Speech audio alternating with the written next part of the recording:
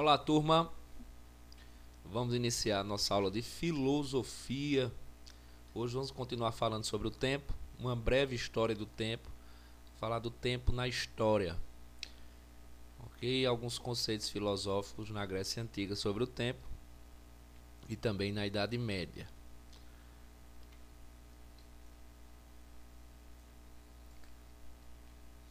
Então, primeiro voltar a falar sobre os tipos de tempo, né? Diferentes maneiras de se compreender o tempo, né? Eu destaquei aí primeiro o tempo natural, que a gente já falou, né? Que é percebido através do envelhecimento, que é o tempo que independe da nossa vontade.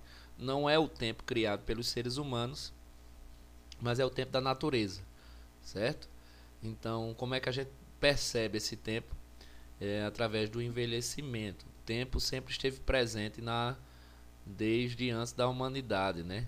Eu já disse a vocês que é inerente ao surgimento de todas as coisas o espaço-tempo. Então, tempo natural é aquele tempo que não foi percebido pelo homem, não foi percebido no sentido de que foi criado pelo homem, mas é o tempo que, que faz parte da nossa existência, da existência de todas as coisas, né? O tempo cronológico, que é criado, né, para termos a unidade de medida, uma base para calcular o tempo. Já falei também, é o tempo cronológico. Segundos, minutos, horas, meses, anos, calendário, tudo isso faz parte da criação humana, numa perspectiva que os seres humanos têm na tentativa de controlar o tempo, já que o tempo é incontrolável, mas pelo menos de medir, de criar unidades de medida para o tempo.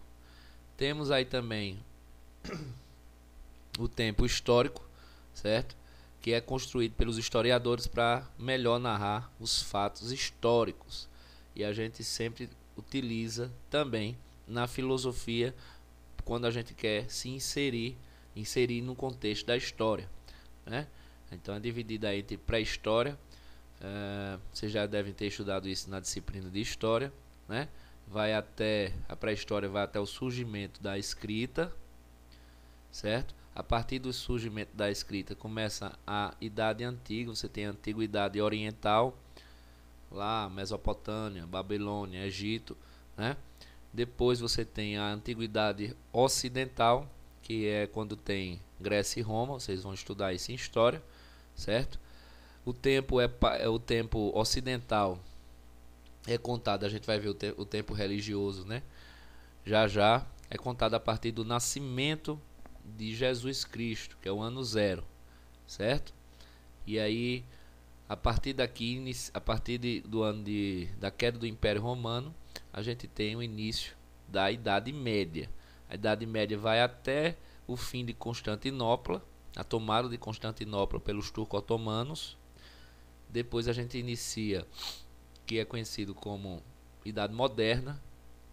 Vocês vão estudar lá no sétimo ano o Renascimento e tudo mais, as monarquias absolutistas. Depois vocês vão para acaba, né, justamente na Revolução Francesa, a Idade Moderna, e inicia a Idade Contemporânea. Nós vivemos no tempo contemporâneo, né, que é a partir do surgimento, a partir da Revolução Francesa, a partir do surgimento dos estados, dentro das revoluções chamadas revoluções burguesas. Vocês vão estudar isso em história. Então, toda vez que você quer falar sobre algo relacionado à história, você utiliza o tempo histórico para se situar. Obviamente que o tempo histórico não é determinante para os fatos, né? Existem outras formas de tempo, e nem para os fatos, nem é mesmo determinante para a própria história, né? A gente identifica hoje, na idade contemporânea, em 2020, sociedades que vivem ainda com as características da pré-história. Tribos Yanomamos, por exemplo, que vivem na Amazônia, né, isoladas do mundo, né, ainda vivem com as características de povos da pré-história, por exemplo. Então, assim, quando a gente se refere ao tempo histórico, né, é só para dar um sentido aos acontecimentos históricos, justamente para ajudar os historiadores a narrar a história, a narrar os fatos históricos. Mas mas mesmo assim isso não é determinante. Ah, com o tempo ocidental, baseado, né, o tempo judaico ocidental, baseado no nascimento de Jesus, a gente utiliza o ano zero, a partir de tudo que acontece depois do nascimento de Cristo.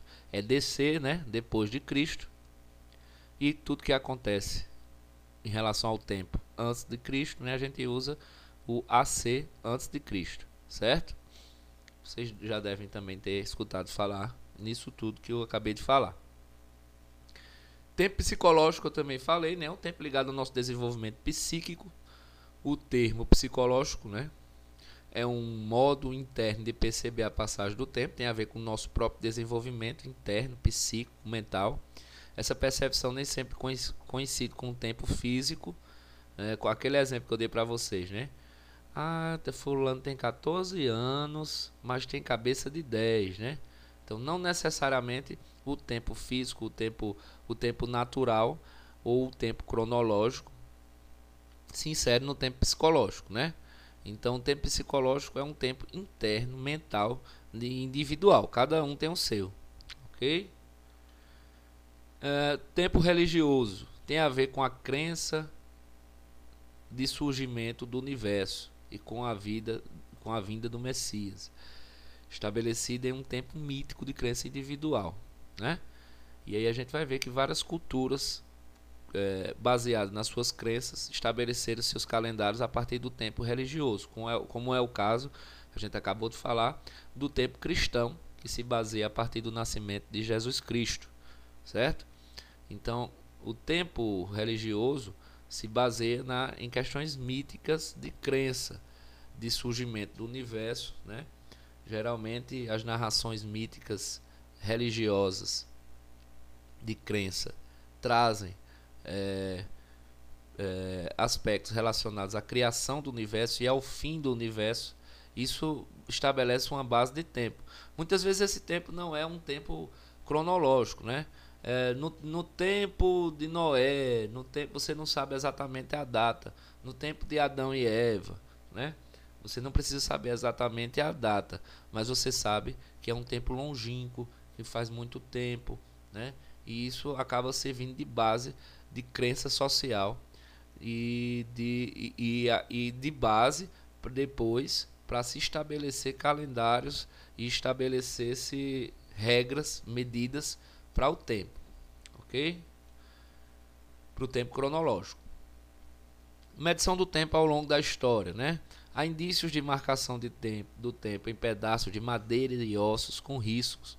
Essa forma, acho que é a forma mais primitiva de marcar o tempo, marcar os dias, marcar as horas com riscos, né? Na madeira, em ossos.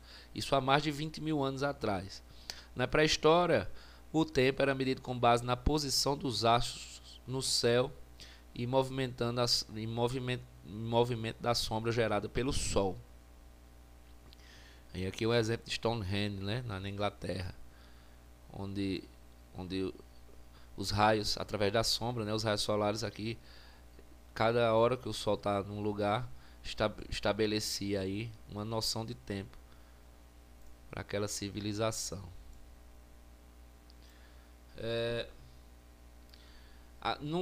Já no período neolítico, com o desenvolvimento da agricultura, contar o tempo ficou muito importante para se saber os ciclos, né, agrícolas da plantação.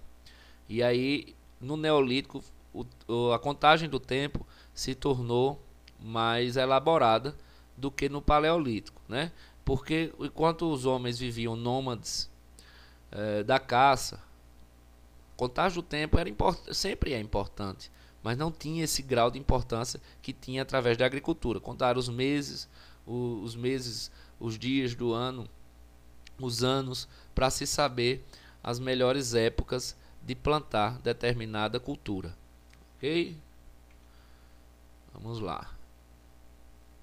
E aqui alguns exemplos de calendário, né? Para a gente poder ter uma noção de que existem outras contagens de tempo em várias sociedades diferentes, né? A gente é muito acostumado à sociedade ocidental cristã, mas, por exemplo, o calendário judaico, para os judeus, eles estão no ano 5.780, certo?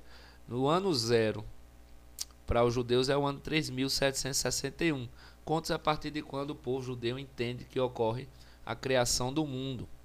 O calendário cristão, a gente sabe, obviamente, conta-se a partir do nascimento de Jesus. Para os cristãos, Jesus teria nascido no ano 1, contando depois do seu nascimento em ordem crescente, eu já falei, né? E antes do seu nascimento em ordem decrescente. Calendário muçulmano conta-se a partir da fuga de Maomé de Meca para Medina. Esse evento ficou conhecido como Hégira. Para os islâmicos, a Hégira teria acontecido no ano 1, contando em ordem crescente, assim como o calendário cristão, e antes da Hégira em ordem decrescente, né? Isso aconteceu há 1440 anos atrás. Então os islâmicos, né, os que professam a fé islâmica, eles estão no ano aí 1440. Eu pus aí para vocês, vou disponibilizar no slide também, para quem quiser ler esse artigozinho na internet, o site, né, de 2020, não em todo lado. Há países que contam os anos de outra maneira, né? 4, 3, 2, 1, viva 2020. Perdão, 2563 na Tailândia, 2013 na Etiópia, 5.780 em Israel, a gente já viu os judeus, né? 1398 no Irã e ano 2 no Japão. No Japão é interessante que os anos eles se decorrem devido a posse do imperador, né? Então, como esse novo imperador faz 2 anos que ele foi nomeado, então eles estão no ano 2. O calendário gregoriano, que é o nosso, né, não é o único, embora acabe por ser ele, no final das contas, a acertar os dias do mundo.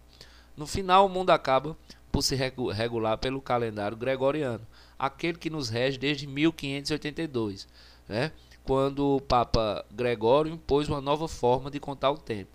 Lembrando que nessa época a Igreja Católica tinha muita influência e isso acabou sendo adotado pelos países ocidentais, certo? Que teve grande mérito de conseguir acertar os meses com a sucessão das estações na Europa. Então, o nosso tempo ele é eurocentrista, ele inicia na Europa e através de uma determinação religiosa também, o Papa Gregório. Por isso que a gente chama, que a gente adotou o calendário gregoriano. E aí vamos ver o tempo na Grécia Antiga, né? Tempo livre para o ócio e o lazer. Para os gregos antigos, a gente já falou sobre isso também, né? O trabalho manual era visto como uma atividade menor. Quem exercia esse trabalho eram escravos e estrangeiros. Os cidadãos se dedicariam aos problemas da cidade, política e ética, né? A gente já viu que só os cidadãos na Grécia Antiga que eram os privilegiados, né? Os que participavam das decisões políticas na vida na cidade, né? Para isso precisavam de tempo livre, certo? Porque é óbvio, né? Quem cuidava da plantação, da fabricação de utensílios, né? Dos serviços de profissionais liberais ligados à medicina, ligados à engenharia, eram os escravos, né? Essa noção de escravo também que a gente tem uma noção, eu também já falei a respeito disso com vocês, né? Essa noção de escravidão brasileira, né? Do escravo negro, do escravo do trabalho apenas do trabalho manual, não se estendia para a Grécia Antiga. Os escravos exerciam de todas as funções que vocês pudessem imaginar, justamente para deixar o tempo livre para os cidadãos ficarem livres só para decidir os problemas da cidade, certo? Só que para eles esse tempo livre eles não consideravam ócio. Eles diziam que é um tempo destinado à reflexão e ao lazer. Por isso que havia aquela divisão na cidade de Platão, onde os filósofos seriam os melhores governantes. Quem poderia melhor governar se não alguém que está dedicado exclusivamente a pensar a cidade, certo? Então eles se dedicavam, os gregos, à reflexão, ou seja, a um ócio reflexivo, a um ócio de discussão na ágora a respeito da cidade, né? a discutir assuntos políticos e éticos na relação social, que eles valorizavam demais, e ao lazer também. Isso ajudaria a pensar, filosofar e, consequentemente, enxergar os problemas sociais, certo? Então, o tempo era algo extremamente valorizado para os gregos. Eles não queriam perder tempo trabalhando. Eles achavam que trabalho era uma atividade menor, que deveria ser exercido pelos estrangeiros e pelos escravos, certo? E aí eles faziam todo o controle social dentro da cidade para que essas pessoas trabalhassem para ele. Muito bom, né? Enquanto eles viviam de apreciar o ócio. Em que sentido? O ócio não existia. O que existia é um processo de reflexão e debate da sociedade. O tempo deles era dedicado para isso, para filosofar. Já na Idade Média, né, o tempo no cristianismo medieval, eles constroem a ideia de que a vida é curta e passageira. Após a morte estaremos no tempo de Deus o infinito. Né? Então, se eu acredito que existe uma vida após a morte e que Deus é perfeito, que existe a eternidade, eu também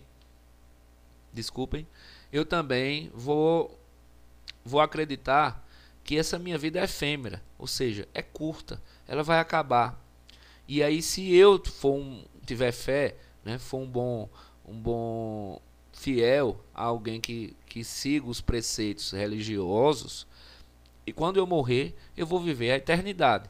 E o que são, no máximo, vamos dizer que a vida, em média, você vivia 60, 70 anos durante a Idade Média. O que são 70, 60 anos perto da eternidade? Né? Então, o tempo cristão é um tempo infinito, ao qual na Terra temos um tempo finito. O tempo da Terra ele é finito.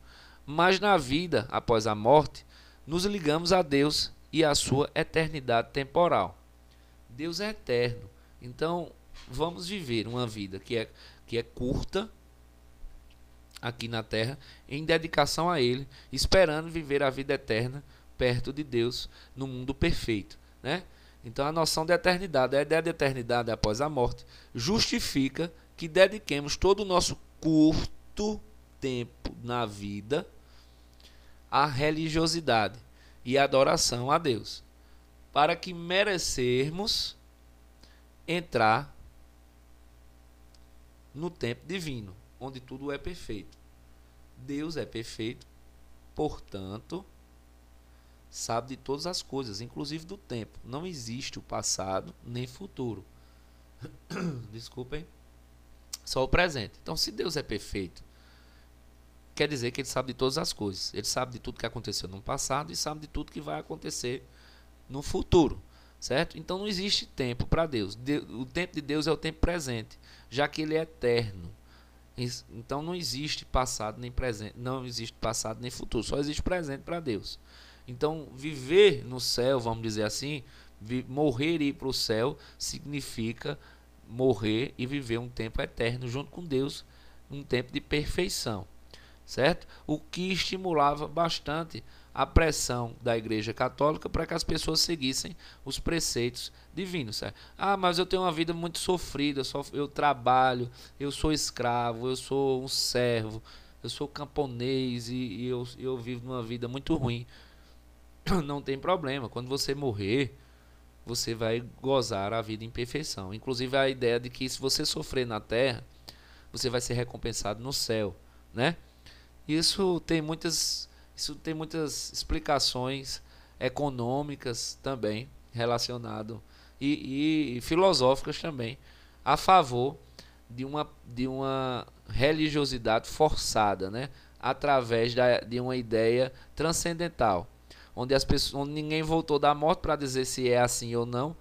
Então eu tenho que acreditar na palavra, na concepção, na filosofia, na ideologia cristã e viver minha vida em torno disso aí, certo? Então, essa noção, gente, de tempo medieval é uma noção, inclusive, né, alguns historiadores chamam a Idade Média de Idade das Trevas, justamente porque não há dessa dedicação do gozo e do prazer, de busca pelo prazer durante a Idade Média, que há hoje, por exemplo, na Idade contemporânea, né, nos tempos atuais. no tempo contemporâneo. Hoje a gente tem uma concepção muito mais materialista, que valoriza o ser humano e valoriza a vida, né? Esse é um processo que se inicia no fim da Idade Média e no início da Idade Moderna, quando o mundo deixa de ser teocentrista, ou seja, Deus está no centro, e passa a ser antropocentrista, o homem no centro das questões. Então, o homem, quando ele assume o centro das questões, ele também passa a valorizar ele mesmo e sua própria vida e o seu próprio tempo. Então, por isso que hoje as pessoas não querem perder um segundo, né? A gente debateu na aula passada a respeito disso, devido à velocidade da internet, à sociedade do espetáculo. Mas na Idade Média, as pessoas abdicavam da sua vida, certo? Pensando numa vida posterior, numa vida infinita, numa vida perfeita. Ok? A gente vai debater mais na nossa aula. Tchau, tchau.